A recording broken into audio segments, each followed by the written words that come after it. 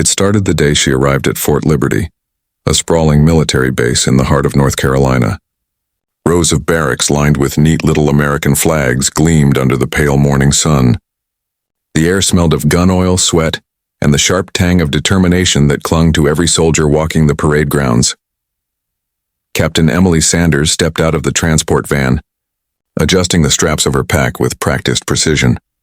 She had spent years preparing for this moment. Years of early mornings, grueling workouts, and a stubborn refusal to let anyone tell her she couldn't do something because of her gender. But nothing prepared her for the whispers. They said she's fragile. They don't know if she can make it through training. You'll see, she won't last a week. Every word hit her like a small bullet, and yet Emily refused to respond. She wasn't fragile, not even close. Her arms had carried her through years of discipline, her mind through countless strategy exercises, and her heart through a childhood in which she learned early that the world rarely gave second chances. Still, the eyes followed her everywhere. Her boots clicked against the asphalt, each step watched by skeptical eyes, some amused, some doubtful. The male recruits sneered, comparing her to their older brothers or friends. Even a few female soldiers glanced sideways, their expressions a mix of curiosity and caution. The first few days were brutal. Physical training tests were designed to weed out the weak, and Emily felt every second of the strain. Push-ups until her arms shook, obstacle courses that seemed impossible, long runs across muddy fields under the scorching sun, all while the other soldiers whispered and laughed behind her back. "You sure you're in the right place, pretty girl?" One of them sneered during a lunch break as she carefully balanced her tray of food while listening to their jabs. "This isn't a tea party," Emily didn't answer. She just kept eating, silently calculating, silently preparing. Every insult became fuel. Every doubt became determination. But it wasn't just the men. Even her commanding officer, Major Thompson, seemed unsure of her place. He gave her orders in clipped tones, his eyes skeptical. "Sanders, don't make me regret this placement," he said on the first day. The first week was a constant test, not just of her physical abilities, but of her patience, her resilience, and her ability to remain focused when everyone around her doubted her. Each night after lights out, Emily lay on the thin mattress in her barracks staring at the ceiling. She thought about her father, a retired Marine who had once told her, "They can doubt you all they want, Emily. The moment you show them your strength, it's all over for their judgments." But it wasn't easy to remember that when every step felt like an uphill battle. She struggled to lift heavier packs, struggled to complete timed runs, struggled with the lingering voices of doubt that echoed in her mind. And then came the first real test, an unexpected alert that would decide whether she was ready for field operations. The base was buzzing with tension. Reports had come in. A group of soldiers had been injured during a simulated field exercise, and some of the terrain they were on was treacherous. Mud, fallen logs, and rocky hills had created a nightmare scenario for those not prepared. Emily volunteered immediately. She knew this was her chance, not just to prove herself, but to prove that the whispers, the laughter, and the doubt were meaningless. But even as she grabbed her gear, she could feel the skepticism. "Be careful, Sanders," someone muttered. "Don't hurt yourself before you even start." Emily didn't reply. She ran toward the site, her boots sinking into mud, water spraying with each step. The wind whipped against her face and rain began to drizzle, soaking her uniform and plastering her hair to her forehead. Every muscle in her body screamed for rest, but she pushed harder, harder than anyone else could imagine. When she arrived, the scene was chaos. One of her fellow soldiers, Private Miller, lay pinned under a fallen log. His leg was twisted unnaturally, his face pale with shock and pain. A small group of soldiers hovered nearby, unsure of how to lift him without causing further injury. Panic was creeping in along with frustration. Emily didn't hesitate. She assessed the situation with calm precision. "We need to lift together on 3, she said firmly, her voice steady despite the storm around them. But when they attempted to move him, the log didn't budge. "Wait, this is too heavy," one of the men said, stepping back. Emily swallowed the sudden fear that surged in her chest. She could feel the strain of the log, the weight of Miller's body, and the slick mud beneath her boots. Every instinct told her to step back, to let someone stronger take over. But she didn't, not her. "On my count," she said. "Everyone hold tight. I'll take the lead." With a deep breath, Emily positioned herself under the log, feeling the rough wood dig into her shoulders. Her arms shook with effort, but she gritted her teeth and pushed upward. Mud squelched beneath her, rain stung her eyes, and the voices of doubt from the barracks seemed to echo in her mind. But then, a surge of determination hit her. She wasn't fragile. She would never be fragile. With a Herculean effort, she lifted the log enough for the others to pull Miller free. His eyes were wide with disbelief, staring at the young woman who had just saved him. "Emily. Wow," he gasped. Emily barely had time to catch her breath before realizing Miller couldn't walk. The terrain was rough, the storm worsening, and the nearest medical tent was over a mile away. She didn't think twice. She hoisted him over her shoulders, feeling the weight settle heavily against her back, threatening to topple her. Every step was agony. Every rock, every root, every muddy slope seemed designed to knock her down.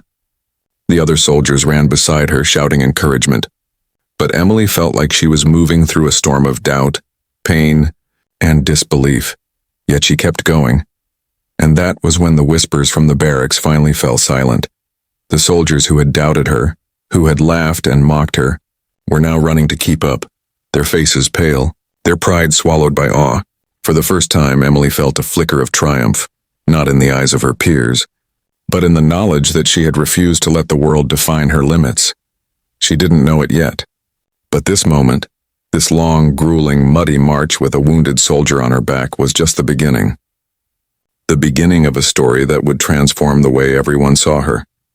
The beginning of the story that would prove, beyond any doubt, that courage doesn't care about gender.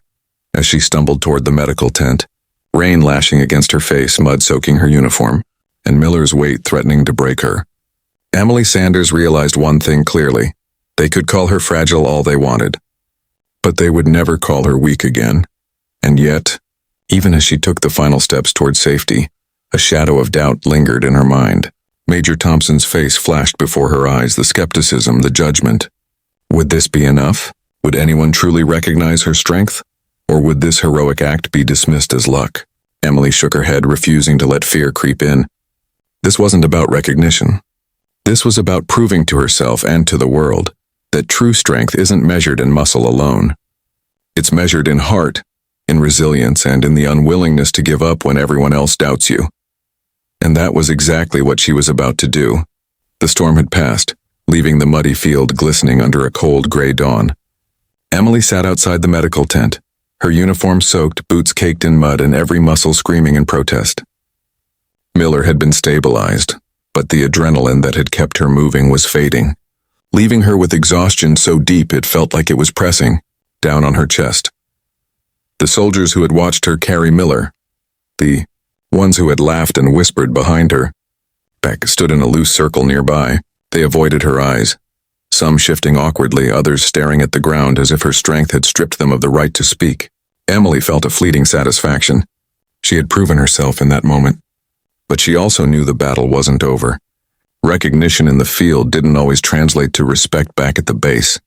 Major Thompson approached, his face still stern, but his eyes held a flicker of something new, curiosity, perhaps, or a grudging respect.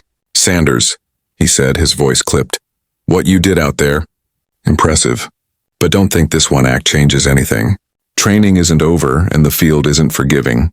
Emily nodded, refusing to let the praise or the warning shake her focus.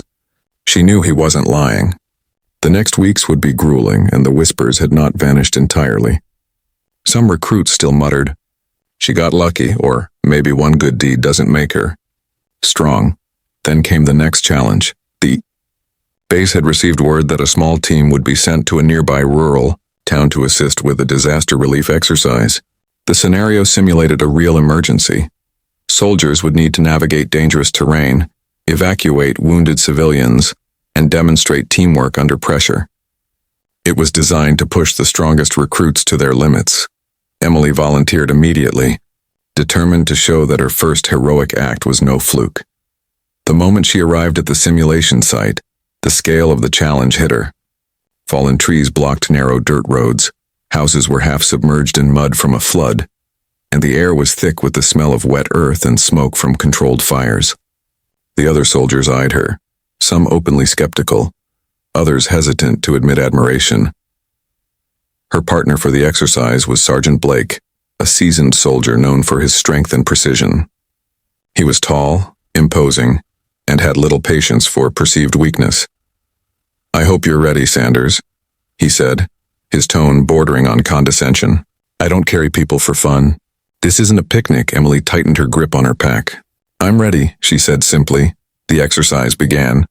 Emily and Blake moved through the chaotic terrain, identifying injured civilians, lifting them onto stretchers and navigating unstable ground. Every step was exhausting, every turn a new obstacle. Her muscles screamed, but she refused to falter. Then it happened. A civilian, an actor simulating severe injury, suddenly slipped from the makeshift stretcher. Blake struggled to lift him, grunting as the weight threatened to throw him off balance.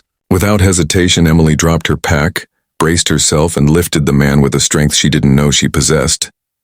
Blake's eyes widened. "Sanders, how?" Emily didn't answer. She focused on the path ahead, stepping carefully over debris and mud, keeping her back straight, her shoulders steady. Rain began again, cold and relentless, soaking through their clothes, making every step slippery. The other soldiers followed behind, murmuring under their breath. Some were in awe, some were embarrassed, but none could ignore what she was doing. By the time they reached the safe zone, Emily was drenched, exhausted, and her hands were raw from gripping the stretcher, but the look in her eyes, determined, unyielding, spoke louder than words. When Major Thompson arrived to observe the final stages of the exercise, the murmurs of doubt had finally faded. He studied Emily carefully, noting the way she carried herself, the way she had refused to let the terrain, the weight, or the weather defeat her. "You've exceeded expectations, Sanders," he said, finally allowing a hint of approval in his voice. "Most would have struggled under those conditions. You handled it with skill and resilience." Emily felt a mixture of relief and pride, but also a nagging frustration. Respect earned in the field was one thing. Recognition from her peers and superiors was another. She knew the whispers might return, that some would still doubt her. But she also realized she had something more powerful now, the knowledge of her own strength. But the relief was short-lived. Back at the barracks, the social dynamics of the base had shifted slightly. A few soldiers came up to her with tentative smiles, offering quiet congratulations. Others avoided her, unable to reconcile their previous assumptions with the reality of her abilities.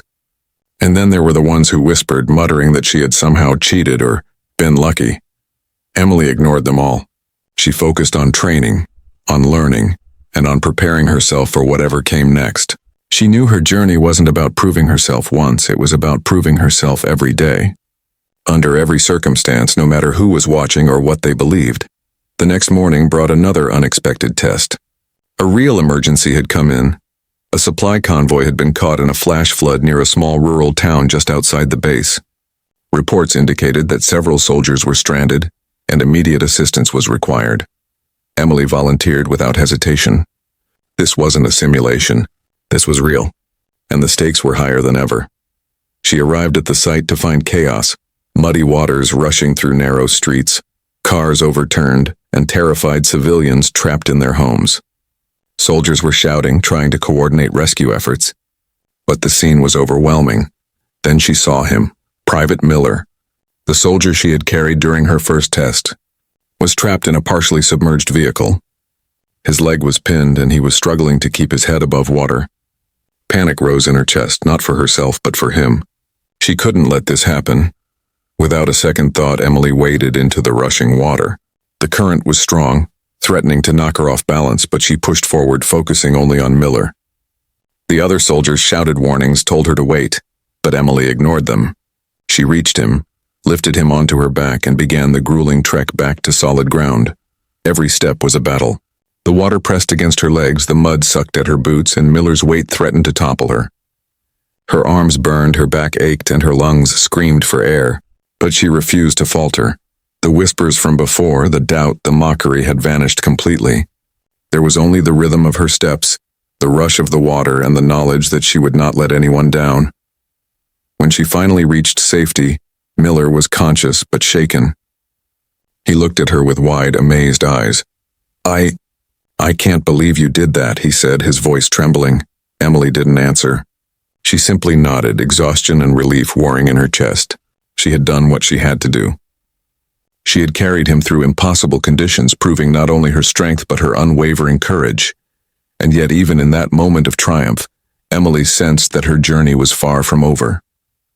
The challenges she had faced so far were just the beginning. Something larger, something more dangerous was coming, and she would need every ounce of strength, every ounce of courage she had to face it. Because the world didn't just test her body, it tested her heart, her mind, and her very will to persevere. And Emily Sanders had no intention of backing down. The early morning fog clung to the edges of Fort Liberty like a soft, suffocating blanket. The air was damp, heavy with the smell of wet earth and anticipation.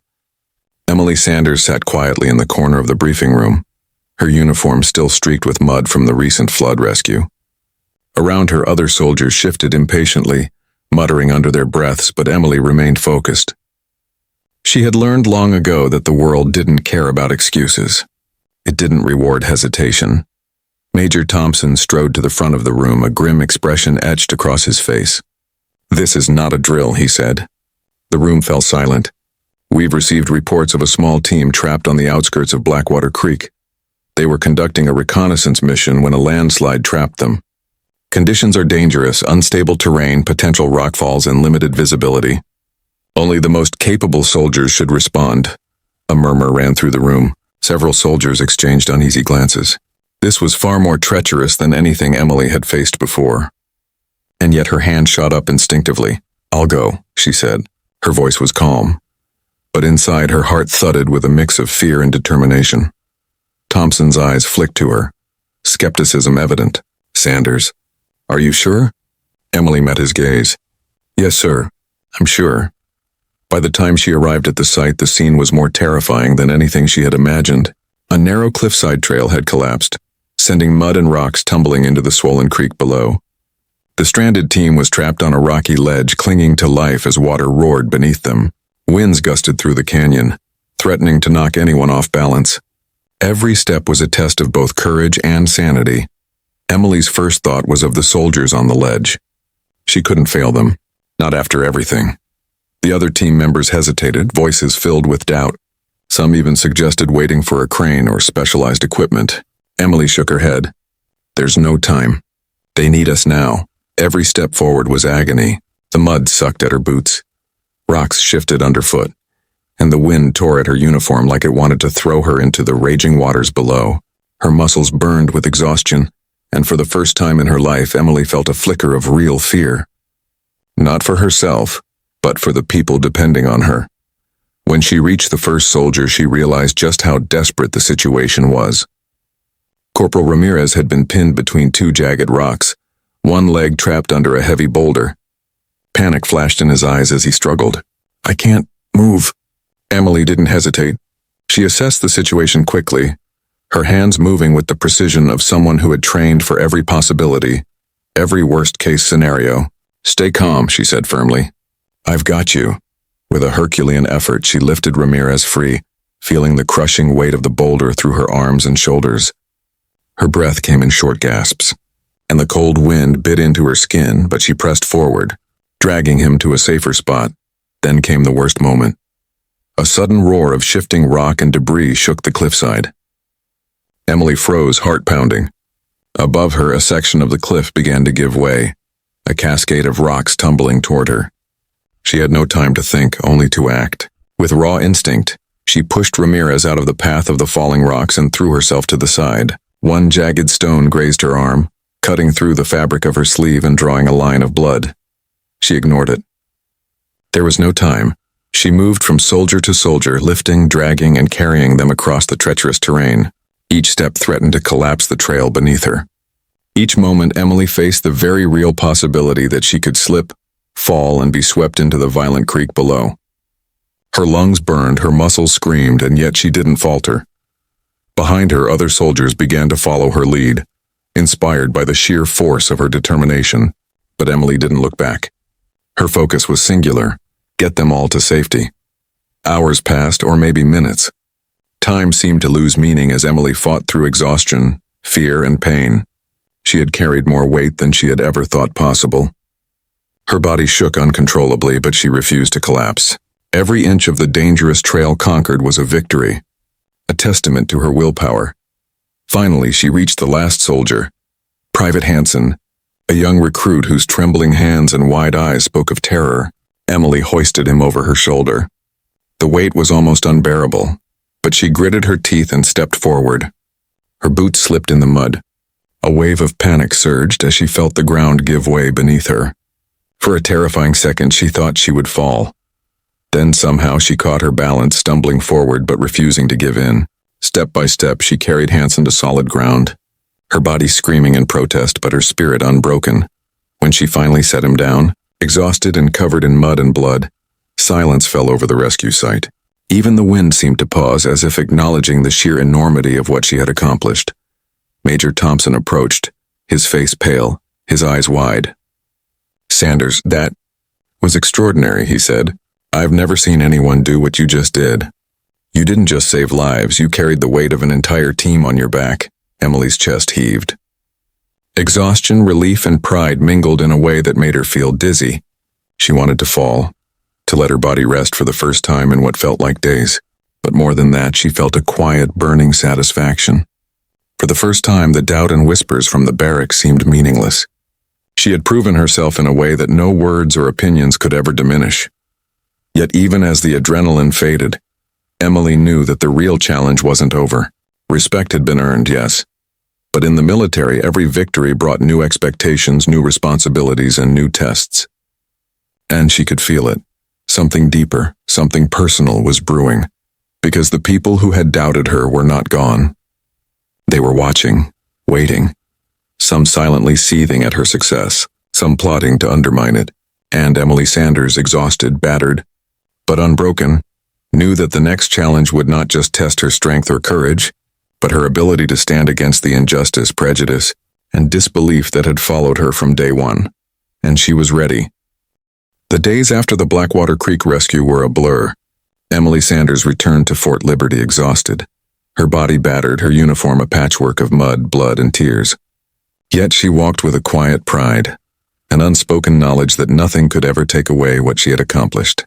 The whispers had faded, replaced with stares of admiration or grudging acknowledgement from soldiers who had once mocked her. But respect, Emily quickly realized, was more complicated than awe. It was not simply handed over after a single act of bravery.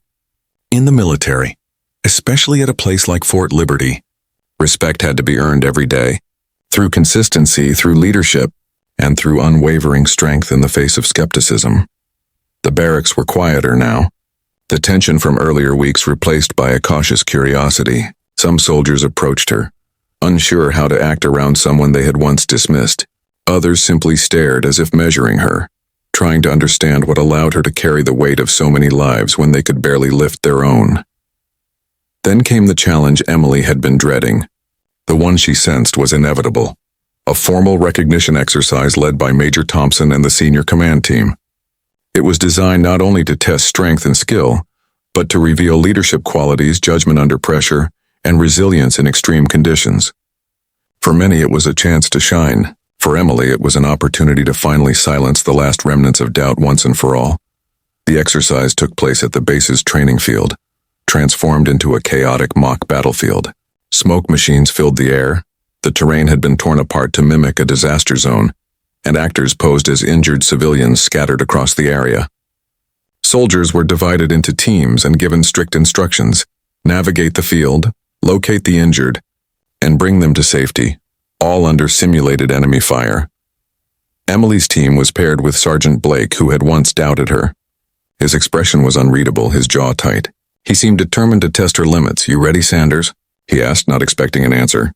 "I'm ready," Emily said, her voice calm, steady. Inside, her mind was focused, calculating every move she would need to make, every decision she would have to take to succeed. The moment the whistle blew, chaos erupted. Emily ran through the obstacle-laden field, the roar of simulated explosions echoing around her. She moved with precision, lifting the injured, directing her team, and navigating treacherous terrain without hesitation. Every step was a test of stamina, strength, and mental clarity. Then came the moment that would define the day and her reputation. At the far end of the field, a simulated landslide had trapped 2 injured civilians beneath debris too heavy for any single soldier to lift. The other members of her team froze, hesitation and fear flashing in their eyes. Blake stepped back, his expression tight, as if weighing whether he should risk himself. Emily didn't hesitate. She dropped her pack, braced herself, and lifted one end of the debris. The weight pressed down on her shoulders like a physical manifestation of all the doubt, all the whispers, and all the judgments she had endured over the past months. But she didn't falter. With a roar of effort, she held the debris steady while her team lifted the other end. Together, they freed the civilians, carrying them across the field to safety. Mud clung to her boots, sweat streaked her face, and her hands bled from cuts and abrasions. But she had done it. Once again, she had carried more than her fair share, more than anyone could have expected, and proven her courage in a tangible, undeniable way. When the exercise ended, Major Thompson approached, his face serious but tinged with pride. "Sanders," he said, voice low so only she could hear. "I doubted you at first. I was wrong. You've not only proven your strength, you've proven your leadership, your courage, and your heart. You're exactly the kind of soldier this unit needs." The words were a vindication, yes, but Emily's victory wasn't just in the recognition of her superiors. It was in the faces of the soldiers who had once mocked her. She saw hesitation replaced by respect, skepticism replaced by admiration. Some even came forward quietly, offering words of thanks for the courage she had shown in life and death situations. But the final twist, the one that would cement her legacy, came unexpectedly. Weeks later, the base received official recognition from the Pentagon. Emily had been nominated for a Medal of Valor, not just for her heroics at Blackwater Creek, but for every act of courage, resilience, and leadership she had demonstrated since arriving at Fort Liberty. The award ceremony was formal, the kind that was usually intimidating for someone so new. But Emily walked to the stage with confidence, knowing that this moment was not about accolades, it was about the truth finally being acknowledged. When her name was called, the applause was deafening. Soldiers who had once whispered "fragile" now stood proudly, some even with tears in their eyes. Major Thompson shook her hand, this time with no trace of doubt. "You've earned every bit of this," he said. Emily looked out at the crowd, her eyes scanning the faces of those who had doubted her, who had mocked her, who had whispered behind her back. For a long moment there was silence. Then one by one soldiers began to stand, offering genuine respect, nods of acknowledgement, and quiet murmurs of admiration. For Emily, the moment was bittersweet. It wasn't revenge she sought, it never had been. It was validation, respect, and the knowledge that she had stayed true to herself. Even when the world had refused to believe in her, she had carried the weight of others, not just physically, but emotionally and morally. She had turned doubt into strength and mockery into motivation. As she accepted the medal, Emily realized something profound.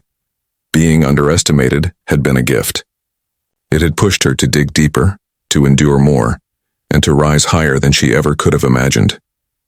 That day, Captain Emily Sanders became more than a soldier. She became a symbol of courage, resilience, and the unstoppable power of heart over doubt.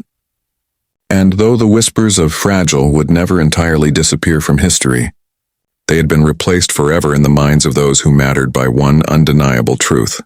She was unbreakable. And in that moment, standing on the stage with mud-streaked uniform and a medal shining on her chest, Emily smiled quietly to herself.